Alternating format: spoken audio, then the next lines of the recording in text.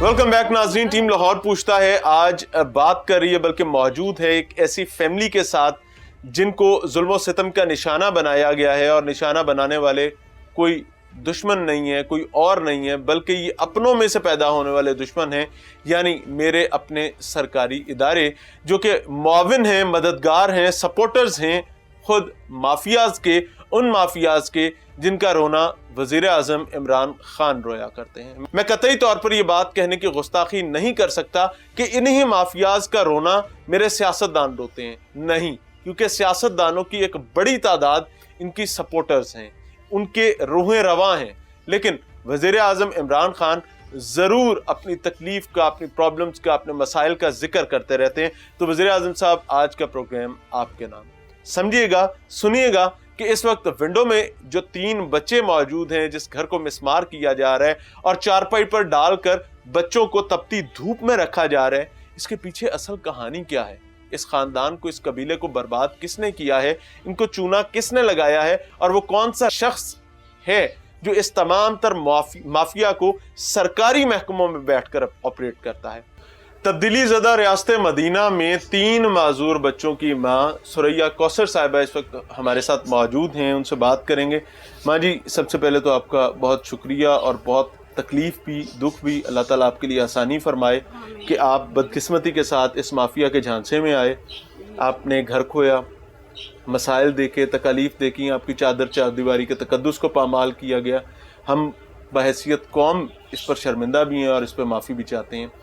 मसला क्या हुआ, सबसे पहले हम एक तरतीब में बात करेंगे, ताकि अगर कोई जालिम इस पर जुल्म को कम करना चाहता है, इस तकलीफ पर मरहम रखना चाहता है, तो उसके लिए आसानी का मामला हो सके, ताकि उसको कोई बात समझ आ सके। बिलखसूस वज़ीर आज़म इमरान खान, जो कि वज़ीर आज़म पाकिस्तान भी हैं, उनको ये बात समझ आए कि इस लाहौर में उनकी गवर्नेंस में हो क्या रहा है। रहनुमाई फरमाइएगा कि ये घर आपने ख़रीदा कैसे था? घर मैंने टाउनशिप में मैं रहती थी, एक औरत के पास मैं घर किराए के लिए ढूंढने के लिए निकली थी तो उन्होंने मुझे कुछ चंद घर किराए के लिए दिखाए, लेकिन उसके बाद उन्होंने हमें इसी बात का झांसा दिया कि हमारे पास एक प्लॉट और घर पड़ा हुआ है, आप लोग कब तक इसी तरह धक्के खाते रहेंगे किराए के मकानों में। ये था खुर्रम भट्ट, उसकी मिसेस थी फरजाना भट्ट। उन्होंने कहा कि ये कम कीमत में हम आपको ये प्लाट दे देंगे और आप ये बच्चों को लेके बैठ जाना, और पैसे हमें आहिस्ता आहिस्ता आप लोग देते रहिएगा। ठीक है। और हमने उन्होंने हमें ये जगह दिखाई।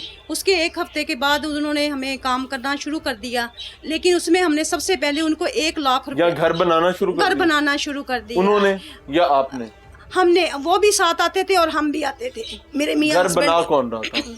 घर वो आसिम आता था साथ, उसको पैसे दिए थे ना। आसिम का पूरा नाम क्या है? सैयद आसिम अजाज। प्रॉपर्टी डीलर है?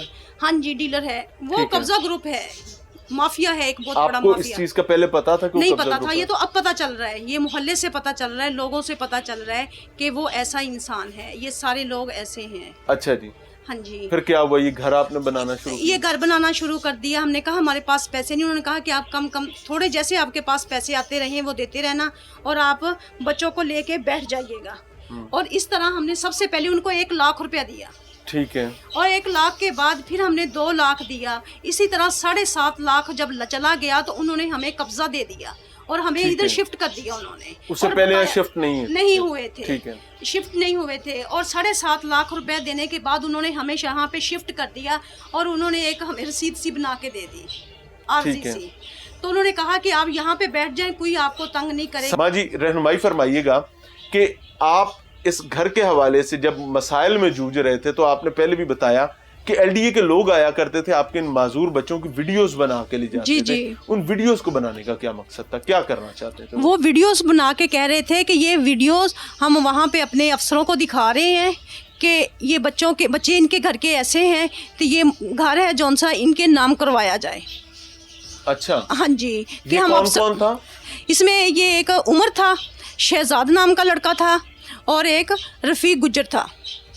यानी ये तीनों लोग जो हैं, हाँ ये जी, जिस वक्त घर गिराया गया वो यहाँ मौजूद खुद थे। जब ये घर मेरा गिराने आए हैं तो रफीक गुज्जर साथ थे और उमर भी साथ था। और उन्होंने, जब मैंने इससे बात की, रफ़ीक गुज्जर से कहा, मैंने कहा भाईजान आप तो ये बात नहीं कर सकते, ये क्या कर रहे हैं? तो वो उन्होंने सर नीचे करके साइड पे हो गए हैं। اچھا رفیق جی. गुजर. یہاں پر گھر گرانے کے لیے جو آئے ان ظالموں کا لیڈر کون تھا؟ ڈائریکٹر صاحب تھے؟ ڈائریکٹر صاحب تھے. ڈائریکٹر صاحب سے آپ کی کیا بات ہوئی؟ آپ نے انہوں نے اسٹے مجھ سے- دکھایا؟ میں نے کاغذ دکھانے کی کوشش کی, انہوں نے بات ہی نہیں سنی. ہمیں گھسیٹتے ہوئے باہر لے گئے, اندر ہی نہیں آنے دیا بچوں کا کہ آپ بھی چلے باہر چلے. محلے والوں نے بھی آ کے ہاتھ باندھے ہیں. ایک بزرگ تھے, انہوں نے ہاتھ باندھے ہیں کہ بچے تو دیکھیں آپ, ان کے حال پہ رحم کریں. انہوں نے سیڈ مار کے اور اس کو سیڈ پہ کر دیا. اور سب پورے محلے والے نے ان سے کہا ہے کہ یار دیکھیں کوئی سنے تو صحیح, بات تو سنے, لیکن کسی نے بات نہیں سنی. میرا میاں کہہ رہے تھے کہ میں نے گھر نہیں گرانے دینا, اپنے چھت نہیں گی, میں نے خرید کے بیٹھا ہوا ہوں, میں نے پیسے لگائے ہیں. آپ کن لوگوں کے کہنے پہ LDA قبضہ گروپ کے ساتھ مل کے بھاری رقم وصول کر کے میرا گھر گرانے آئے ہیں؟ ان کے پاس کوئی پروف نہیں ہے, کوئی کچھ نہیں ہے. 4 سال سے یہی کر رہے ہیں. ہم نے 4 نوٹس بھیجے ہیں ساتھ, ان میں سے کسی آپ ایک نے نوٹس بھیجے LDA کو؟ LDA میرے وکیل نے نوٹس بھیجے LDA کو. کس چیز کے؟ کہ آپ کے پاس اس کی فائل یا جو کاغذ ہیں آپ لے کے پیش ہوں. اچھا جی. لیکن 7 نوٹس کے باوجود LDA کورٹ میں نہیں ہوا. ٹھیک ہو گیا, کورٹ یعنی میں کہ نہیں ایک گیا. سرجوڈس ہاں جی. معاملہ تھا, عدالت میں معاملہ ہاں تھا, جی, عدالت اور میں چل رہا عدالت تھا. میں ہونے والے معاملے کے باوجود اس پر سٹے بھی تھا, سٹے بھی تھا, بغیر عدالتی احکامات ہاں کے جی. انہوں نے دھاوا بولا. دھاوا بول دیا ہے آ کے, لیکن انہوں نے ہماری بات ہی نہیں سنی. الٹا ہمیں بچوں سے, ہمسایوں سے کہہ رہے ہیں کہ اٹھا کے ان کو اندر لے جائیں. اچھا وہ جی. ڈائریکٹر تھا نا, ڈائریکٹر کہہ رہا ہے کہ آپ اٹھا کے بچوں کو گھر لے جائیں. میں نے کہا کہ ان کا گھر تو آپ چھین رہے ہیں, تو ہمسائے اٹھا کے کیوں لے جائیں؟ کہتا بی بی آپ ان کو اٹھائیں اور اس گھر میں ڈال لیں. میں نے کہا نہیں, کسی بھی گھر میں, کسی بھی گھر میں, یہ سامنے والے گھر کا, انہوں نے کہا کہ یہ سامنے والے گھر میں, یہاں ان کو لٹا دیں. ماں جی رہنمائی فرمائیے گا کہ گھر آپ یہاں شفٹ ہو گئے, یہاں بجلی کا میٹر کیسے لگا, یہاں پر گیس کا میٹر کیسے لگا, یہاں پانی کا میٹر کیسے لگا, اگر یہ قبضے کی جگہ تھی تو؟ پانی کا کنیکشن تھا, لیکن ہم نے 6,500 روپیہ سید آسم نے ہم سے لیا, اور میرے میاں کے نام پہ انہوں نے کنیکشن کروایا. پراپرٹی ڈیلر نے؟ ہاں جی, پراپرٹی ڈیلر جس سے ہم نے خریدا تھا, اس نے ہم سے پیسے لے کے یہ کنیکشن میرے میاں کے نام کروایا. اور بجلی کا بل, اس کا میٹر پہلے لگا ہوا تھا عاشق حسین کے نام سے. اچھا جی. ہاں جی, اسی پراپرٹی ڈیلر نے؟ ہاں جی, اسی پراپرٹی ڈیلر نے. اور گیس کے میٹر کی اپلیکیشن آسم نے دی ہے, ہم سے پیسے لے کے گیا 2,500 روپیہ, اس نے اپلیکیشن دی ہے, لگوایا ہے, کیا ہے. اس میں ہمارا 50,000 روپے کا خرچہ آیا ہے, جو اس کی فیسیں وغیرہ یہ وہ ہم نے ادا کی ہیں, اور وہ لے کے جاتا رہا ہے, اس نے ہمیں لگوا کے دیا ہے. ٹھیک ہو گیا.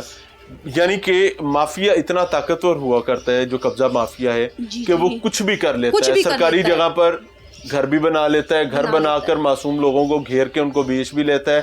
بیچنے کے بعد وہاں پر پاور سپلائی بھی لگوا لیتا ہے, پانی کا میٹر بھی لگوا لیتا ہے, گیس بھی لگوا دیتا ہے, کیونکہ بھگتنا بعد میں انہوں نے, کیونکہ ان کے گلے کچھ نہیں ہے سوائے آپ کے عذاب کے.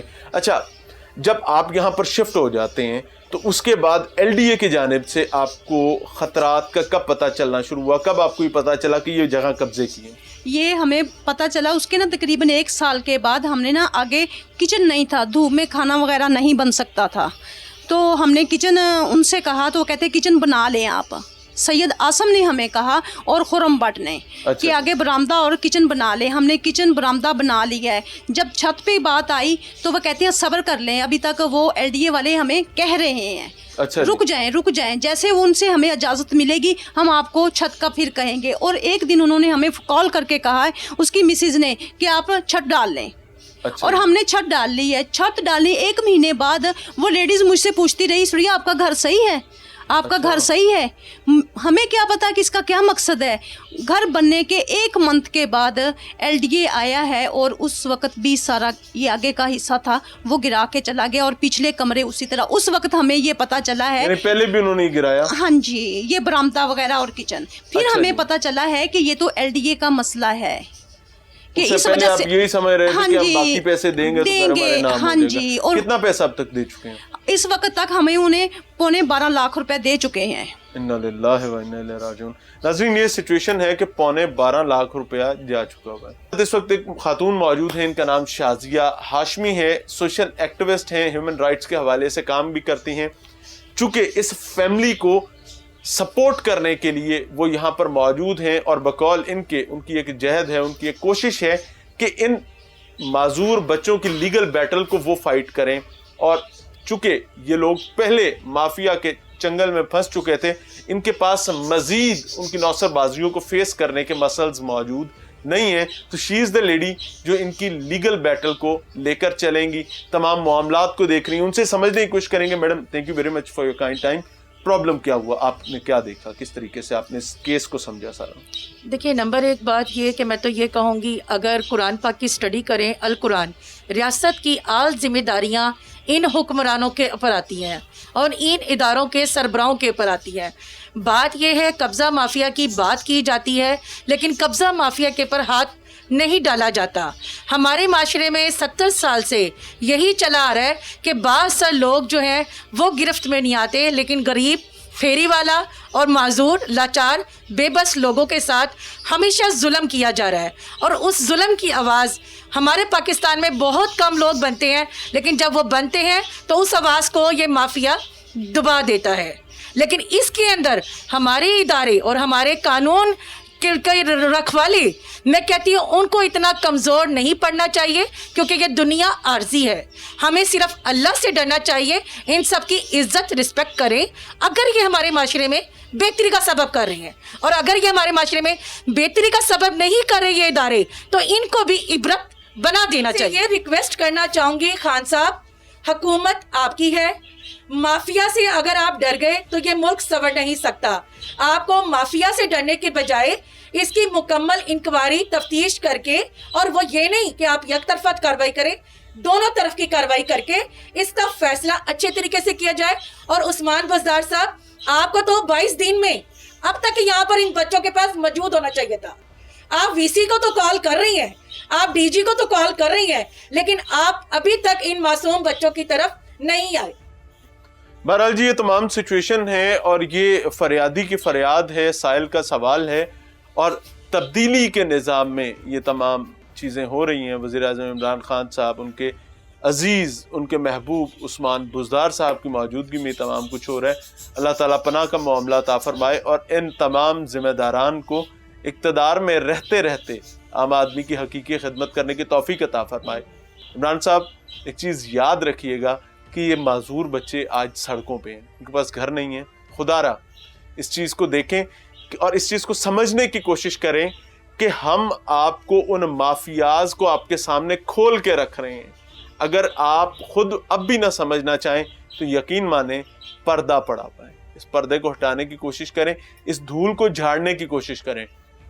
میں یہ سمجھتا ہوں کہ ماضی کے حکمرانوں میں اور آپ میں فرق ہونا چاہیے, اور اگر یہ فرق مٹ گیا تو آپ اور وہ ایک منصب کے برابر ہیں, ایک کردار کے لوگ ہوں گے, ایک نظام کے دو مختلف چہرے ہوں گے.